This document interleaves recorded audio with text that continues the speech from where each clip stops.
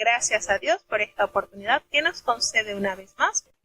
Vamos a iniciar la lectura de este día en el 4º capítulo de la primera epístola del apóstol Juan. Escuchamos con atención. Primera de Juan, capítulo 4. Amados, no creáis a todo espíritu, sino probad los espíritus si son de Dios, porque muchos falsos profetas son salidos en el mundo. En esto conoced el Espíritu de Dios. Todo espíritu que confiesa que Jesucristo es venido en carne, es de Dios. Y todo espíritu que no confiesa que Jesucristo es venido en carne, no es de Dios. Y este es el espíritu del anticristo, del cual vosotros habéis oído que ha de venir y que ahora ya está en el mundo. Hijitos, vosotros sois de Dios y los habéis vencido, porque el que en vosotros está es mayor que el que está en el mundo. Ellos son del mundo, por eso hablan del mundo y el mundo los oye. Nosotros somos de Dios. El que conoce a Dios nos oye. El que no es de Dios no nos oye. Por esto conocemos el espíritu de verdad y el espíritu de error. Carísimos, amémonos unos a otros, porque el amor es de Dios. Cualquiera que ama es nacido de Dios y conoce a Dios. El que no ama no conoce a Dios, porque Dios es amor. En esto se mostró el amor de Dios para con nosotros, en que Dios envió a su Hijo unigénito al mundo para que vivamos por él.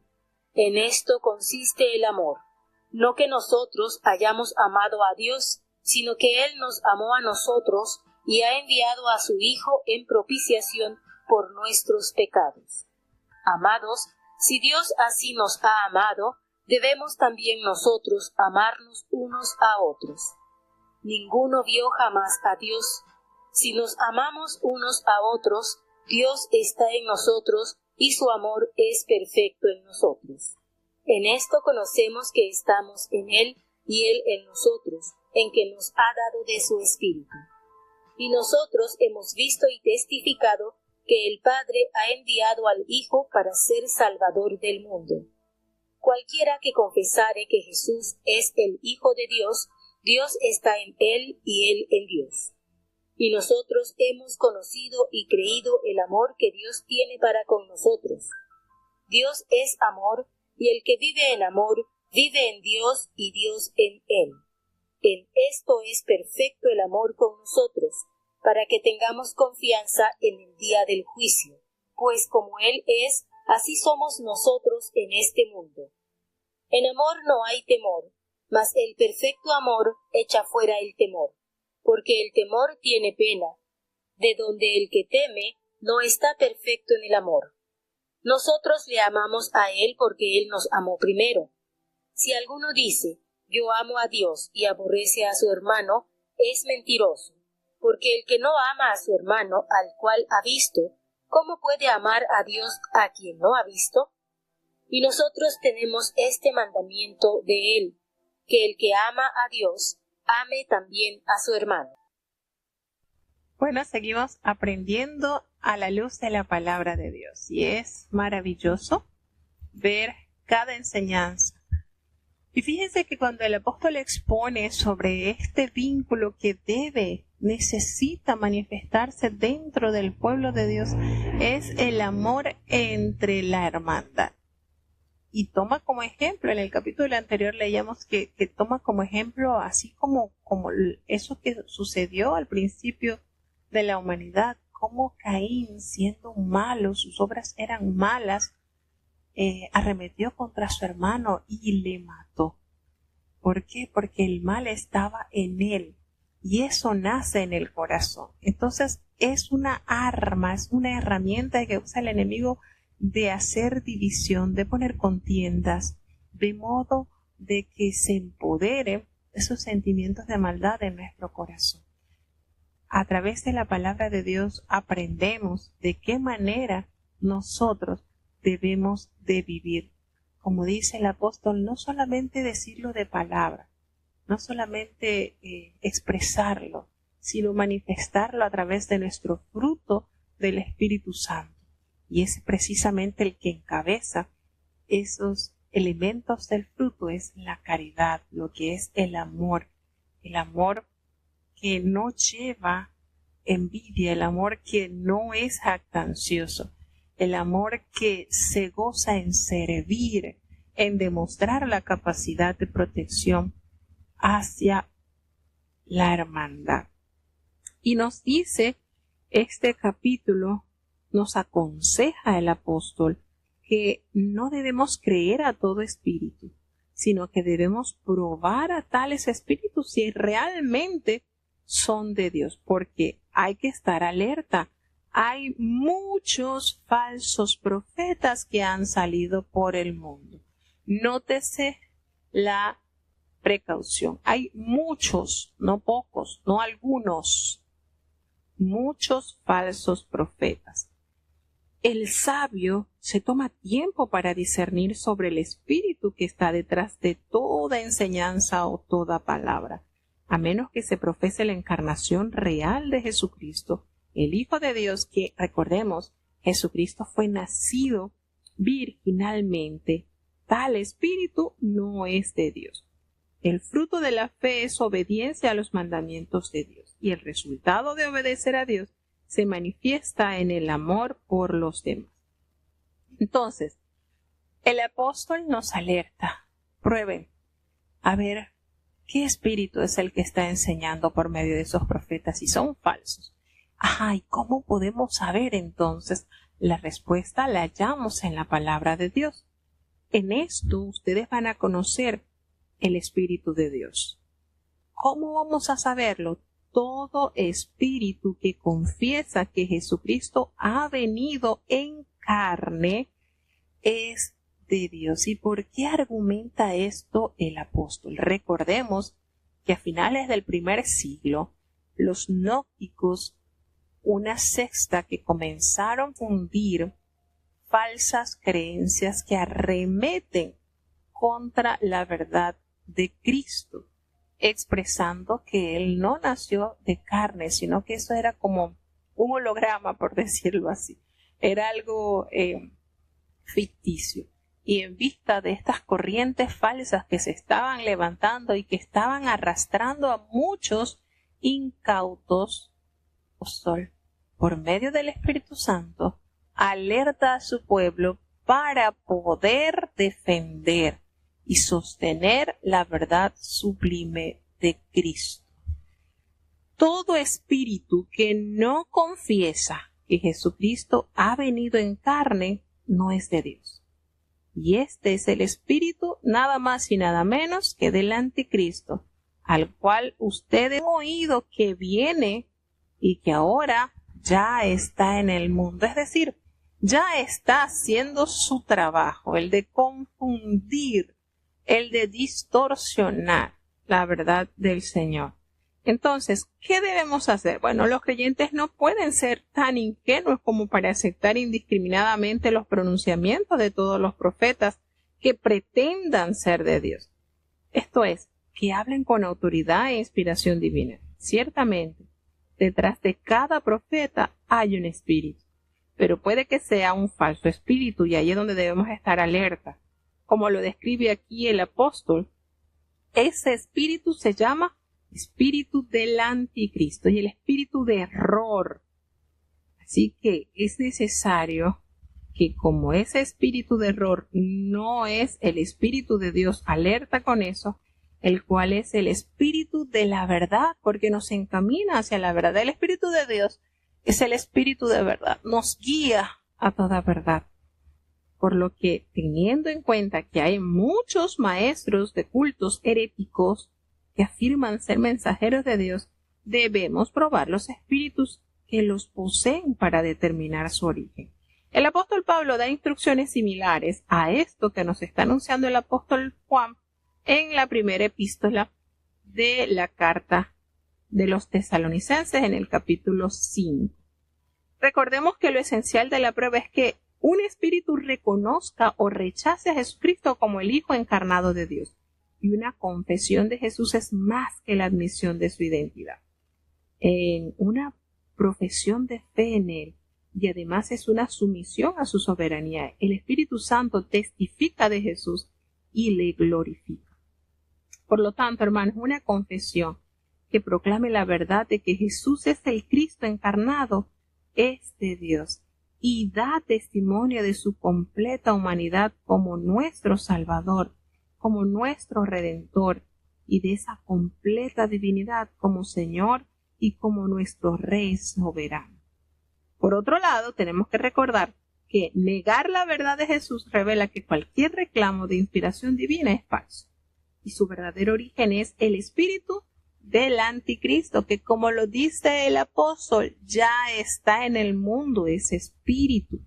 Entonces, nosotros, ellos dice el apóstol en el versículo 4, hijitos, vosotros sois de Dios y lo sabéis, lo habéis venido porque mayor es el que está en vosotros que el que está en el mundo. Nótese la manera tan tierna, tan llamativa en que el apóstol recuerda de quién somos propiedad. Ustedes son de Dios. Ustedes son propiedad de Dios. En cambio, esos maestros, falsos maestros, son del mundo y por eso hablan del mundo y el mundo es el que los oye. Y precisamente cuando asevera que es los del mundo los que lo oye, es porque la misma palabra del Señor, el mismo Evangelio de San Juan nos dice que las ovejas de Dios conocen su voz y le siguen. Y estos falsos profetas le escuchan los del mundo porque son del mundo. Y hay comunión entonces en ellos. Nosotros somos de Dios. Y el que conoce a Dios nos oye, y el que no es de Dios no nos oye. En esto conocemos que es el espíritu de verdad y el espíritu del error. Fíjense la excelsa explicación que nos da el apóstol. Lo que realmente distingue a la gente del mundo de la gente de Dios es su respectiva actitud hacia Jesucristo. Y gracias a la luz del Espíritu Santo, quien es mayor que Satanás, quien es el representante del espíritu del error, los verdaderos creyentes podemos vencer a los maestros del engaño, no dejándonos embaucar por esas ideas erráticas que nos quieren vender, que quieren posesionarse y destruir y corroer nuestra fe. Porque toda vez que el corazón de la verdadera profecía es Cristo mismo, la palabra profecía no solo define a la Biblia, sino limita a toda la actividad de profetizar que pretende ser verdadera. Y este pasaje, hermanos, que estamos leyendo muestra que el apóstol Juan distinguió el espíritu de verdad y del error probándolos, porque todo espíritu que confesaba la gloria inmaculada y la virtud salvadora de Jesucristo era de Dios. El apóstol Pablo pronunció una maldición sobre cualquiera que violare esta palabra sana del Evangelio, como lo dice en Gálatas en el primer capítulo del versículo 6, cristiana primitiva, y confrontaban a los falsos maestros o las enseñanzas que pretendían tener autoridad profética, pero que fallaban a la hora de proclamar y de honrar a Jesucristo de forma consistente con la totalidad de las Escrituras. De igual manera, nosotros también debiéramos ser cautelosos con respecto a los grupos o a los individuos que afirman poseer un fundamento cristiano. Nos debemos preguntar, ¿cuál es el lugar que se le da a Jesús? También debemos rechazar cualquier actividad profética centrada en ideas místicas o en cuestiones secundarias. Recordemos, toda profecía verdadera descansa en Cristo y se refiere a Él. El fundamento de nuestra fe es Cristo. Si se edifica sobre este fundamento, todo el edificio nos recordará y señalará a Jesús, el Hijo de Dios, como lo expresó el apóstol Pablo en la carta a los Efesios. ¿Cómo podemos conocer a Dios? En el versículo 7 leemos como la palabra nos insta que nos amemos unos a otros, porque el amor sencillamente es la naturaleza divina de Dios. Todo aquel, óigase bien como lo refiere, todo aquel que ama es nacido de Dios y conoce a Dios. Y nos define que el que no ama, pues no ha conocido a Dios, porque aquí hay un concepto básico y fundamental de Dios, porque Dios es amor. Y por tercera vez, el apóstol Juan recomienda el amor como una prueba de la vida cristiana, y aquí pone de manifiesto la fuente del amor en la naturaleza de Dios, tal cual se refiere en la cruz. Y los cristianos demuestran que son hijos de Dios a través de actitudes y acciones de sacrificios como las que realizó nuestro amado Jesucristo. En esto se mostró el amor de Dios para con nosotros, en que Dios envió a su Hijo unigénito al mundo para que vivamos por Él. ¿Con quién tiene conexión este versículo? Exactamente, con Juan 3:16. En esto consiste el amor, no en que nosotros hayamos amado a Dios primero, no, sino que Él fue quien nos amó a nosotros, y fue tal su amor que lo demostró enviando a su Hijo para pagar nuestros delitos, nuestros pecados, esa propiciación. Y esto se usa en el Nuevo Testamento, esta palabra, donde la palabra describe a Cristo como apaciguando con su muerte sacrificial la ira de Dios por razón del pecado de los seres humanos, y también presenta su muerte como un acto expiatorio por el pecado a través de la muerte expiatoria de Cristo. Dios extiende su misericordia al pecador que cree y se reconcilia con Él. Amados, si Dios nos ha amado así, debemos también nosotros amarnos unos a otros. Si nosotros, llenos de defectos, llenos de pecado, llenos de maldad, el Señor estuvo dispuesto a perdonarnos, nosotros estamos llamados a perdonarnos y aún más allá, a amarnos. Fíjense cómo la muerte de Jesucristo evidencia la existencia de un Dios vivo, amoroso y misericordioso. Una de las escenas que más me daba dolor, recuerdo que cuando estaba en búsqueda de la unción, yo veía a Cristo crucificado allí, tomando mi lugar. Y esa muerte, esa entrega, no fue por imposición del Padre, fue por decisión unánime de salvar al mundo. Y eso somos nosotros. Nosotros que no hemos alcanzado salvación por nuestras obras, sino enteramente por ese amor perfecto, esa gracia salvadora, con que nosotros demostramos esa gratitud a través de la expresión del amor en medio nuestro, porque el verdadero amor echa fuera todo temor. Nadie ha visto al Señor jamás, es una verdad indiscutible. Sin embargo, nosotros, los hijos de Dios, vemos a Dios a través del amor. Si nosotros nos amamos unos a otros, Dios va a permanecer en nosotros y su amor se va perfeccionando en nosotros constantemente. Y en esto conocemos que nosotros verdaderamente permanecemos en Él, cuando en nosotros el Espíritu de Dios está.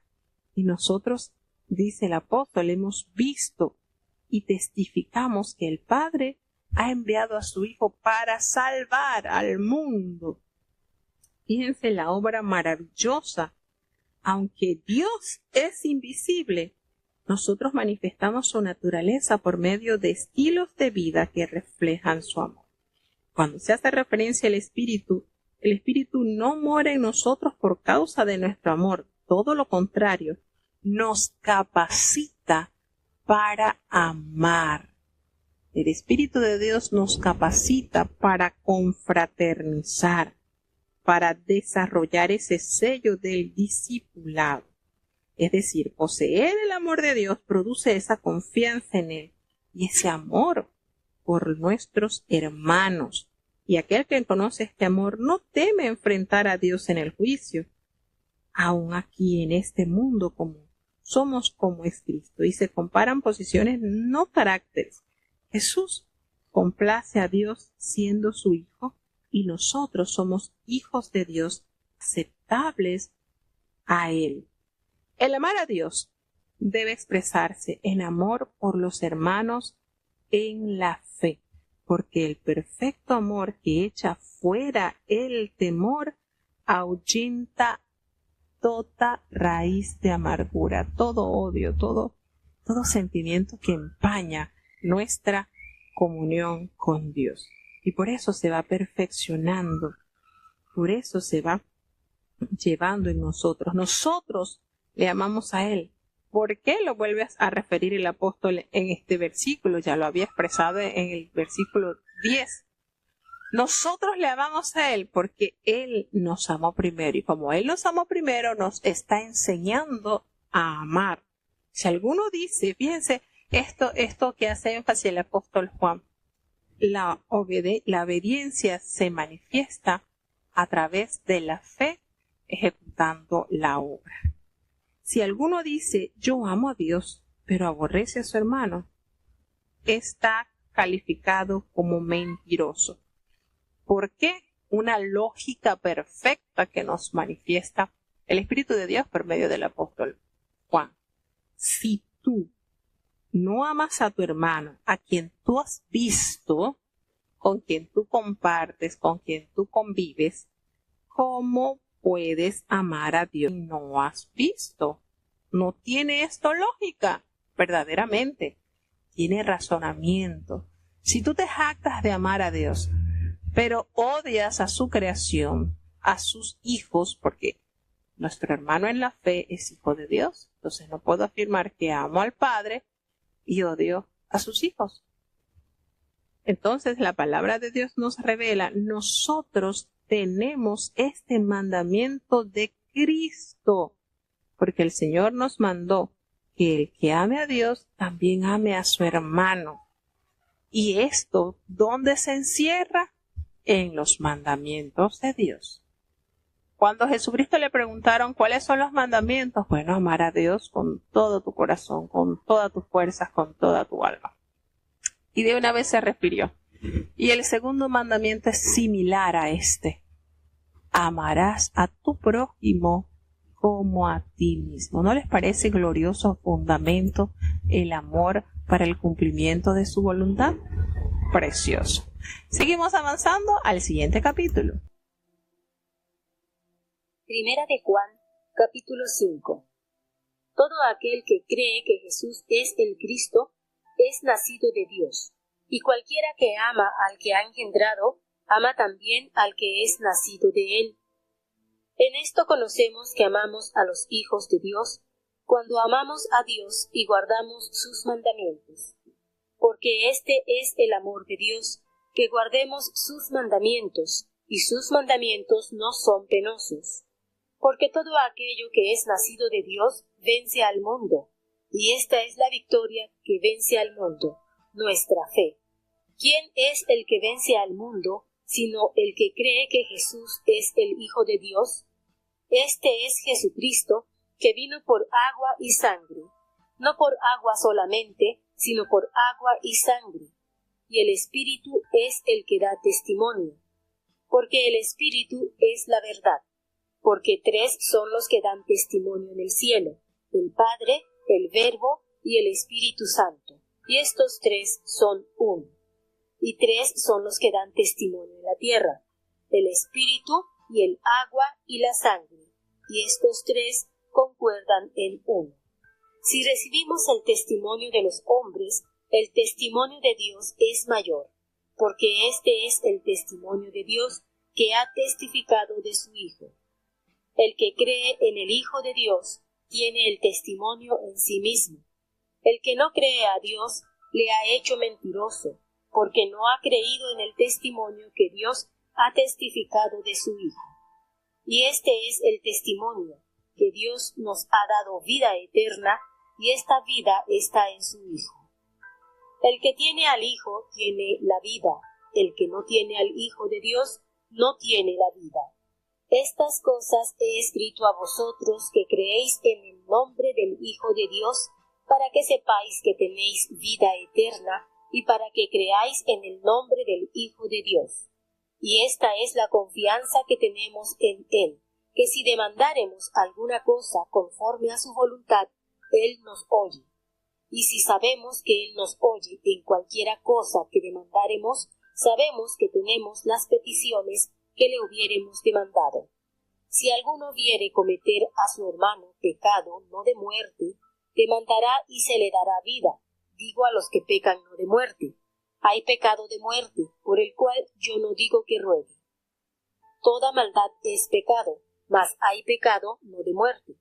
Sabemos que cualquiera que es nacido de Dios no peca, mas el que es engendrado de Dios se guarda a sí mismo y el maligno no le toca.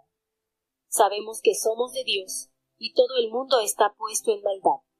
Empero sabemos que el Hijo de Dios es venido y nos ha dado entendimiento para conocer al que es verdadero, y estamos en el verdadero, en su Hijo Jesucristo. Este es el verdadero Dios y la vida eterna. Hijitos, guardaos de los ídolos. Amén. Bueno, seguimos aprendiendo de estas gloriosas cartas. ¿Son tan necesarias en nuestros días? Por supuesto que sí, hermanos. Y realmente hablar sobre la fraternidad, sobre el sentir el dolor de nuestros hermanos, el gozarnos con los triunfos de nuestros hermanos, es parte de lo que en nosotros se debe de ver. Y es impresionante, y allí radica el poder de Dios en la vida de los creyentes, siendo de diferentes naciones, de diferentes culturas, de diferentes lenguas, pero hay ese sentir de querernos, de protegernos, de ayudarnos. Todo esto, hermanos, es para disfrute de nuestra estadía aquí en la tierra mientras seguimos caminando a Sion. Porque qué lindo es saber que no llevamos las cargas solos. Qué lindo es saber que tenemos una familia en Cristo. Y es precisamente esta característica que se realza durante los tiempos. Tener a nuestros hermanos en la fe, nuestras hermanas en la fe. Y esto nos conlleva a predicar al mundo que en Cristo hemos alcanzado una familia celestial, que aquí se está ensayando para cuando vivamos allá por la eternidad. Imagínense lo lógico, si no nos toleramos acá, si no nos soportamos acá, si nos detestamos militando en el pueblo de Dios, ¿cómo pretendemos vivir juntos en la eternidad? ¿Verdad que no tiene razón de ser? No tiene. Y esto es un llamado hermoso que nos eleva a Dios a través de estos escritos, a través de estas cartas que nos amonestan y nos recuerdan que nosotros amamos a Dios porque Él nos ha enseñado a amar. Y por tal motivo nuestra vida transformada pasa a ser un manantial de sentimientos y de purezas que reflejan el perdón alcanzado por Dios y el amor que se debe desbordar en nuestro ser a través de la gloriosa experiencia de vivir con Él, a manera que más nos acercamos a Él, más veremos con amor a nuestros hermanos, más consideraremos sus flaquezas, más consideraremos sus pruebas y nos despertaremos al amor, a la empatía, al sentimiento de que lo que a Él le pase a mí me duele, y unidos saldremos adelante con la única función de seguir rumbo a Sion. Esto es maravilloso. Cuando usted se sienta a analizar en esto, Señor, lo que tú quieres de nosotros como hijos amados, como pueblo santo, esa característica, el amor que hinche toda buena acción, hermanos, esto es precioso. todo aquel que cree que Jesús es el Cristo es nacido de Dios, y todo aquel que ama al que engendró también ama al que ha sido engendrado por él. Es decir, ama al Padre, ama al Hijo. Y el apóstol Juan en estos versículos, cuando dice: en esto conocemos que amamos a los hijos de Dios, cuando amamos a Dios y guardamos sus mandamientos. Qué énfasis, ¿verdad? Qué duro le da el apóstol Juan a la observancia de los mandamientos. Cómo va calando, porque se estaba distorsionando esta necesidad. Si tú me dices, y esto lo podemos probar a la lógica en un matrimonio. Si usted ama a su esposa, ¿le va a ser infiel? No, jamás. Si nosotros decimos amar a Dios, ¿le vamos a ser infiel? ¿Nos complacemos en amar a nuestro esposo, mostrándole por medio de la fidelidad, del buen trato y de las buenas atenciones? Comemos, nos vestimos, caminamos tal cual para agradarle a Él. Lo mismo sucede en el amor hacia Dios. Nos deleitamos en vivir como Él nos enseña. Si este amor de Dios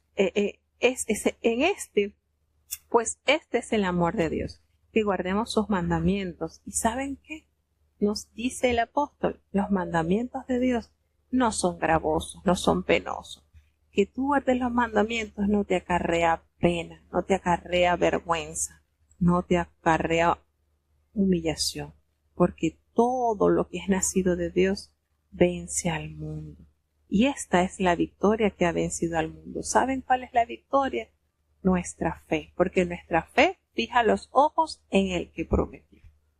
Y cuando nosotros nos plantamos junto al arroyo, junto a Cristo, nuestras hojas nunca caerán, verdes, llenos de fe, siempre permanecerán.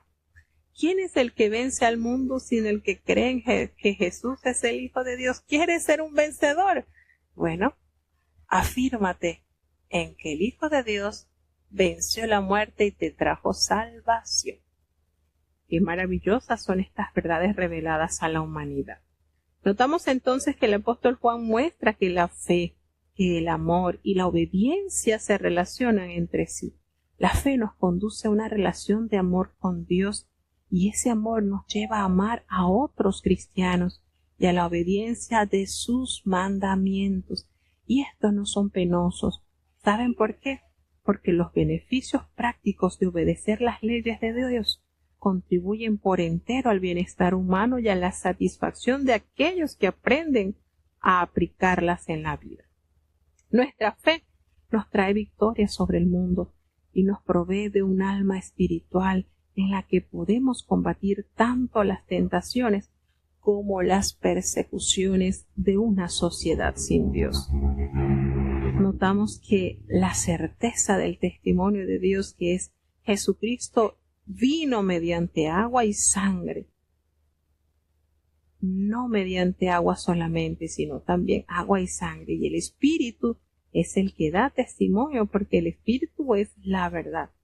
En el párrafo anterior, en los primeros 5 versículos, el apóstol Juan nos habla de la fe en Jesús, de la fe en el Jesús divino y humano. Ahora, aquí, en estos versículos, nos va a presentar el fundamento de tal afirmación, como la respuesta a los herejes que sugieren que el Espíritu descendió sobre Jesús en su bautismo, pero que le dejó en su crucifixión. Y el apóstol Juan insiste que el Espíritu Santo moraba en Cristo durante toda su vida terrenal, toda vez que nació por el poder del Espíritu. El agua probablemente se refiere al bautismo de Jesús, cuando el Padre declaró su identidad como el Hijo y lo ungió para su ministerio. Y la sangre, por supuesto, se refiere a la crucifixión, por medio de la cual Cristo completó su obra. Recordemos que el Espíritu Santo testificó sobre Cristo en cada momento de su vida. La ley demandaba el testimonio de 2 o 3 testigos, recordamos, por eso nos dice: porque 3 son los que dan testimonio en el cielo, el Padre, el Verbo y el Espíritu Santo, y estos 3 son unos. detrás del testimonio unido de los tres testigos está el mismo Dios. Y estos tres, los que dan testimonio en la tierra, son el espíritu, el agua y la sangre. Y estos tres concuerdan. La seguridad que invade a aquellos que confían en Jesús proviene del Espíritu Santo que mora en ellos, como lo dice el libro de los Romanos, la carta a los Romanos, capítulo 8, versículo 16. Ahora, rehusarse a creer es lo mismo que llamar mentiroso a Dios. Si nosotros, el que cree en el Hijo de Dios, tiene el testimonio en sí mismo, y el que no cree en Dios le ha hecho mentiroso, porque no ha creído en el testimonio que Dios ha dado acerca de su Hijo. Cuando Jesucristo fue bautizado, ¿verdad? Hubo esa manifestación gloriosa, la voz oída en el cielo: este es mi Hijo amado, en el cual tengo contentamiento.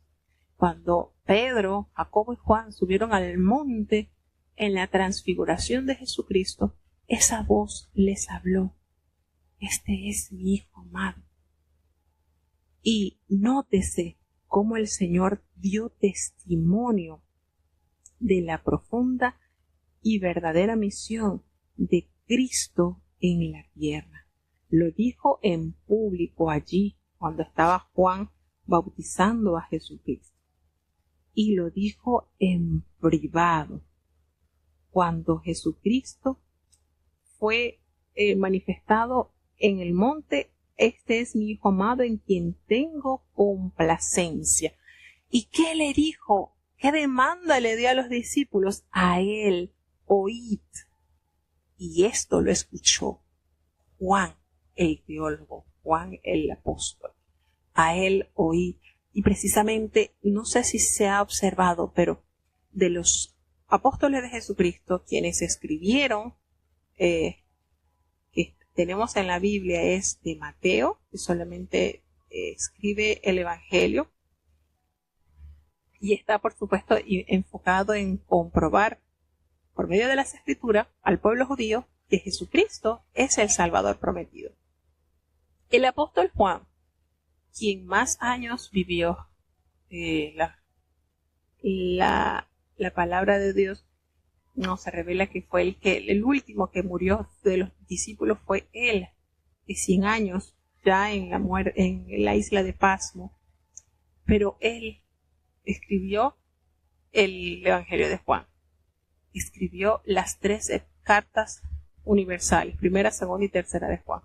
Y aparte, Jehová de los ejércitos, el Señor les revela los tiempos del fin, como es el libro del Apocalipsis.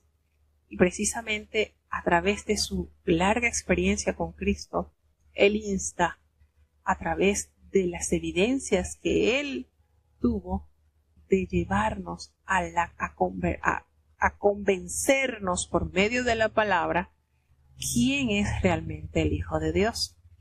¿Qué necesitamos hacer para poder alcanzar esa vida eterna? Creer. Esa fe debe actuar, esa fe debe germinar, debe dar fruto. Esa fe en el Hijo de Dios debe ser palpable. No podemos decir solamente yo lo amo, pero no amo la creación de Dios, porque al nosotros no amar a nuestro hermano no estamos amando la creación de Dios. Entonces, ¿qué confianza nos hace ver a través de estas escrituras? ¿Qué compasión mostró el Señor para alcanzar y para darnos salvación? Entonces notamos que el apóstol Juan expone el contenido del testimonio dado por los testigos. Él también fue testigo, que nos recuerda que la vida eterna significa no una existencia sin fin, sino una calidad de vida que solo reciben aquellos que tienen la fe en Jesús. Y esa vida es algo que se posee en la presente y en la cual podemos confiar plenamente. Los creyentes deben tener esa confianza en el libre acceso y en el poder de las palabras al presentar sus peticiones ante Dios. Sin embargo, existe una limitante a la certidumbre de que nuestras oraciones serán contestadas. Y el Nuevo Testamento basa esta seguridad, si pedimos y oramos en nombre de Jesús, como lo enseñan los evangelios, si permanecemos en Cristo y permitimos que sus palabras permanezcan en nosotros, como lo dice San Juan 15:17, si tenemos esa fe, esa certidumbre de lo que estamos esperando, esa certeza, y si somos justos en la vida y fervientes en la oración, aquí el apóstol Juan dice que debemos pedir conforme a su voluntad, lo cual nos explica cómo es la condición fundamental de confiar en la oración. Y uno que permanece en Cristo y que sus palabras permanecen en Él, que ora en nombre de Jesús, esto es, de acuerdo con su carácter y la naturaleza, y que está lleno de fe y de justicia, no se inclina a pedir nada que esté en contra de la voluntad divina. Pero más que como oramos, Dios quiere y le preocupa que oremos. La oración genuina no es un intento de que Dios satisfaga nuestros deseos a través de medios precisos. Ay, es que yo quiero que el Señor me complazca porque yo soy su consentido y todo lo que Él pido como niño malcriado Él me lo da. No. A lo contrario, esto es subordinar nuestra voluntad a la voluntad del Señor. Abrimos la puerta para recibir la plenitud de sus bendiciones en nuestras vidas. Y por eso el apóstol nos dice, esta es la confianza que nosotros tenemos en Él, que si nosotros pedimos alguna cosa conforme a su voluntad, Él nos oye. Y sabemos que Él nos oye en cualquiera cosa que pidamos. Sabemos que tenemos las peticiones que le hayamos hecho. Entonces, la fe inmadura trata de manipular a Dios. No, yo voy a servirle a Dios, pero si Dios nos convierte a mi hijo, pues yo voy a tener que buscar otra forma, porque yo oro a Dios y no convierte a mi hijo, y lo que yo le estoy pidiendo va conforme a la voluntad de Dios. Entonces veo que pasan los años, pero mi hijo no se convierte. No, hermanos, eso es una fe inmadura, no funciona así. Nosotros no podemos buscar manipular a Dios. Nosotros no podemos coaccionar a Dios a que nos dé lo que nosotros queremos, porque somos fieles a sus mandamientos, porque hemos servido toda la vida con integridad a Él y Él está obligado a darnos. No. Nosotros tenemos que saber esperar. Y de hecho, ¿cuántos han cerrado sus ojitos y no han visto la respuesta en vida? Pero una vez que ese hermano o esa hermana fallece, las peticiones de Dios que están a la redoma son contestadas. Entonces allí radica esa fe que no condiciona. Bueno, si el Señor me da esto, si el Señor me sana, yo le sirvo. Si el Señor me provee, no, eso no funciona así. Las personas buscan caminos cortos y fórmulas que garanticen una respuesta a cualquier petición. Y recordemos que la oración es un arma piensan que la oración es un arma como para obligar a Dios a cumplir con sus promesas. Pero recordemos, hermano, que la oración verdadera no es un esfuerzo humano para persuadir a Dios o para forzar a su voluntad. La oración verdadera se funda en buscar y ponernos de acuerdo con la voluntad de Dios. Nosotros pedimos de conformidad con su voluntad y luego descansamos en fe, confiados en que Dios nos oye y que lo que le pedimos ya es nuestro. Para orar con autoridad y recibir respuesta a tus oraciones, asegúrate de que pidas de acuerdo con la voluntad de Dios. Y si no conoces su voluntad, pues pídele a Dios que te la revele. Cree que Dios oye tu petición y ya ha comenzado a responderla. Y hay que orar con paciencia hasta que se cumpla su voluntad. Y en eso consiste una oración verdadera. Ay, no, yo no voy a aguantar tantos años aquí. No, hermanos, esto no es así. ¿Cuántos años oró Zacarías y Elizabeth por un hijo? ¿Cuántos años? Ya eran de edad avanzada. Sin embargo, cuando el tiempo del Señor llegó, el ángel le dijo a Zacarías, tus oraciones han llegado al trono de Dios.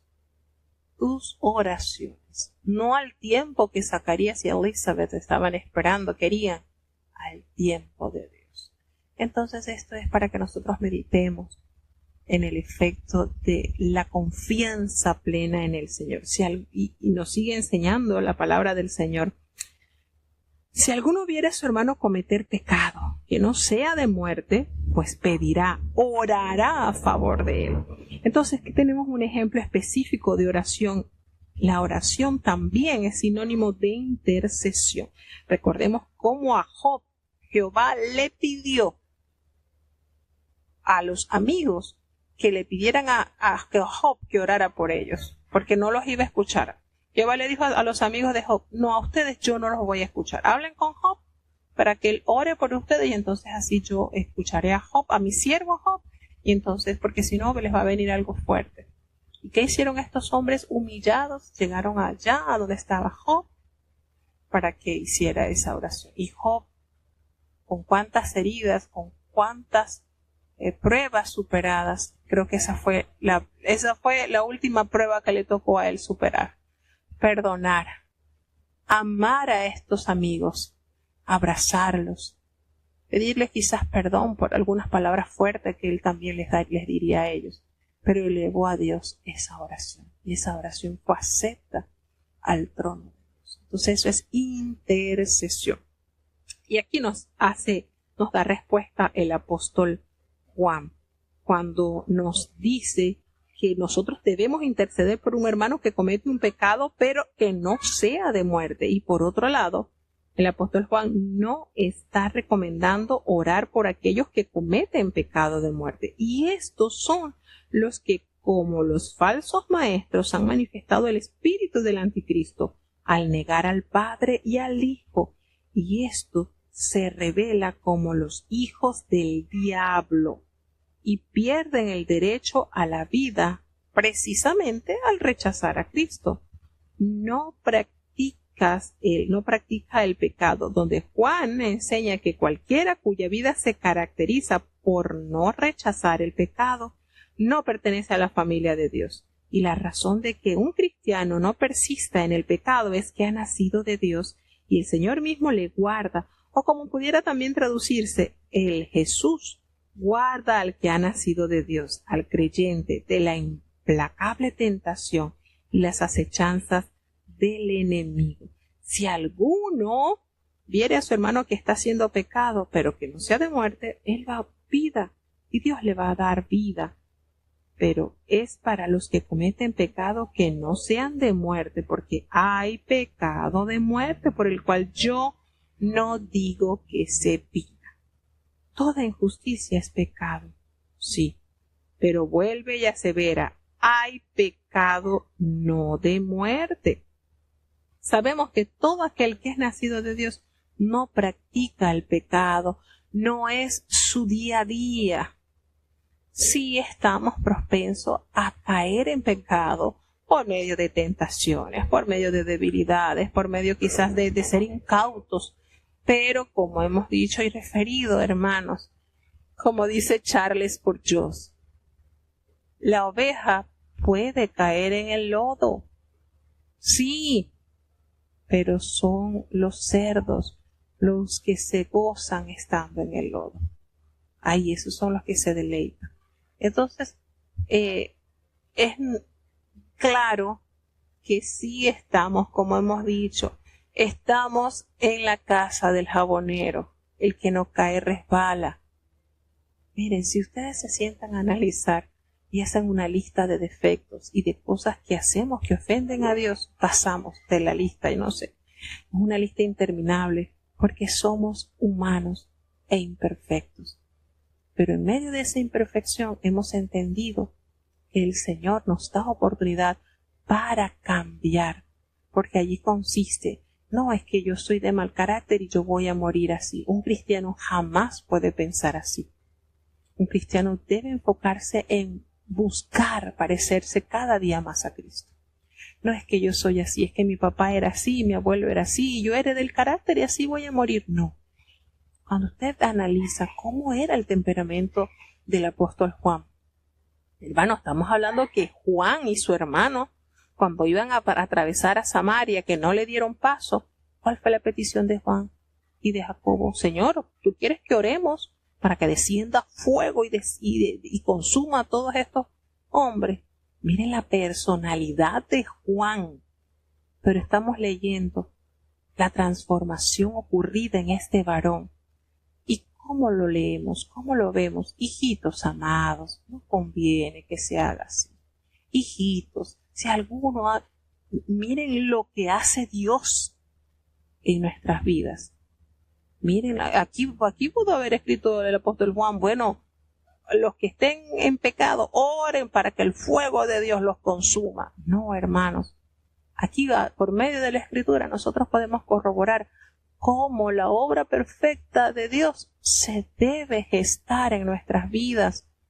No podemos, nosotros tenemos que mirar atrás cuando nosotros iniciamos nuestra fe, cuando nosotros nos iniciamos en este camino, y debemos ver: Señor, soy la misma, soy el mismo que comenzó. ¿Será que cualquier cosa me irrita? ¿Será que en cualquier cosa que sucede ya estoy pensando en irme, en abandonar la fe, en dar la espalda a todo y buscar otra congregación que sea mejor que esta? Hermano, tenemos que analizar en dónde estamos puestos. ¿A quién? ¿En dónde estamos poniendo nuestros ojos? Debemos poner nuestros ojos en Cristo. Porque cuando lo miramos a Él, cuando nosotros nos enfocamos en Él, no tenemos márgenes de error, porque Dios es perfecto y nos insta a buscar la perfección en Él, no en el hombre. Yo le invito a que usted haga una lista: ¿cuántos pecados, cuántos errores cometo? ¿Qué tan defectuoso soy? Vamos a hacer una lista grandísima. Tenemos muchísimos errores por los cuales debemos procurar superar. Y entonces, a través de la Escritura, nosotros nos damos cuenta: ¡ay, qué perfecta es la palabra! Es nuestro manual. Si nosotros nos apegamos a ella, qué fácil sería nuestro caminar, porque no estaríamos mirando los errores de los demás. Me estaría preocupando en mis defectos y corrigiéndolos con el Maestro perfecto, con el modelo perfecto que es Cristo. Y esto cambia nuestra visión totalmente. Nuestra visión cambia radicalmente. Y comenzamos a sentir ese gozo, comenzamos a sentir esa paz, comenzamos a sentir esa certeza de que Dios está haciendo algo maravilloso en nosotros. Cuando pasamos situaciones que años atrás hubiésemos pasado y quizás nos hubiésemos escandalizado, quizás nos hubiésemos herido, quizás nos hubiésemos arruinado espiritualmente. Pero cuando nosotros notamos estos efectos que causa su palabra, su Espíritu Santo moldeando nuestro yo, y pensamos y creemos que nuestras luchas más fuertes, nuestras batallas más grandes se libran dentro de nosotros mismos. Se libran dentro de nosotros mismos. Y el apóstol Pablo le decía: miren, es que lo que quiero hacer no lo hago. Y lo que debo hacer, y lo que debo hacer no lo hago. Y lo que no quiero hacer, eso hago. Entonces, allí el apóstol Pablo nos dibujaba las luchas que tenemos como creyentes. Tenemos nuestras luchas. Y usted está observando por medio de la Escritura qué transformación gloriosa tuvo el apóstol Pedro, un hombre tosco, un hombre decidido, un hombre que no le tembló la mano, agarró la espada y le cortó la oreja a Malco. Y a Dios gracias que fue la oreja, porque usted se imagina que le hubiese cortado la cabeza. Entonces notemos ahora el apóstol Pedro cómo nos aconseja por medio de estas epístolas que nosotros leímos también. Qué lindo, cómo Dios nos transforma. No podemos decir que la epístola que el apóstol Pedro escribió ya en sus años avanzados era el mismo aquel hombre que caminó con Jesús, que tomó la espada, que agarró. No es el mismo. La obra de Dios se palpó por medio de la cercanía, por medio de la oración, por medio de esa obra perfecta que hace el Espíritu de Dios en nuestras vidas. Entonces son muchas cosas. Nosotros tenemos tanto, pero tanto trabajo en nosotros, hermanos. Tanto. Y nosotros somos la más firme y clara evidencia del poder transformador de Dios en el ser humano. Nosotros somos esa muestra de que el Evangelio verdaderamente cambia vidas. de que verdaderamente el Evangelio transforma corazones, transforma pensamientos, transforma nuestro vocabulario.